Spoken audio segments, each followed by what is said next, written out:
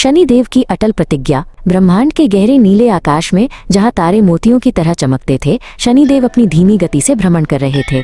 उनके मन में एक विचार बार बार आ रहा था, चंद्रमा की चंचलता को लेकर। चंद्रमा अपनी शीतल किरणों से पृथ्वी को प्रकाशित करता, कभी घटता तो कभी बढ़ता, अपनी कलाएं बदलता रहता था। शनिदेव को लगा कि इस चंचलता पर किसी की स्थिर दृष्टि होना आवश्यक है। अपने मन की बात कहने और मार्गदर्शन पाने के लिए शनिदेव ने कैलाश पर्वत की ओर प्रस्थान किया, जहां देवादिदेव महादेव विराजमान थे। कैलाश पर पहुंचकर उन्होंने महादेव को ध्यान मग्न पाया।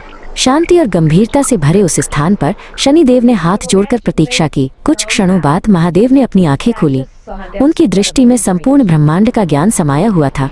उन्होंने शनिदेव को देखा और मंद मंद मुस्कुराए। हे शनि, महादेव ने अपनी गंभीर वाणी में कहा, मैं तुम्हारे आगमन का कारण जानता हूँ।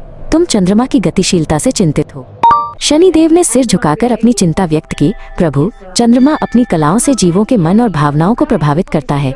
मुझे भय है कि उसकी चंचलता से ब्रह्मांड का संतुलन बिगड़ सकता है। महादेव ने स्नेहपूर्वक समझाया, हे शनि, चंद्रमा की चंचलता ही उसकी प्रकृति है और यही ब्रह्मांड के संतुलन का एक अभिन्न अंग है। हर ग्रह का अपना महत्व है। परंतु महादेव ने आगे कहा, तुम्हारी चिंता भी निराधार नहीं है। किसी को तो उस पर निरंतर दृष्टि रखनी ही होगी ताकि उसकी चंचलता कभी सीमा न लांघे। ये सुनकर शनिदेव ने एक प्रचंड प्रतिज्ञा ली।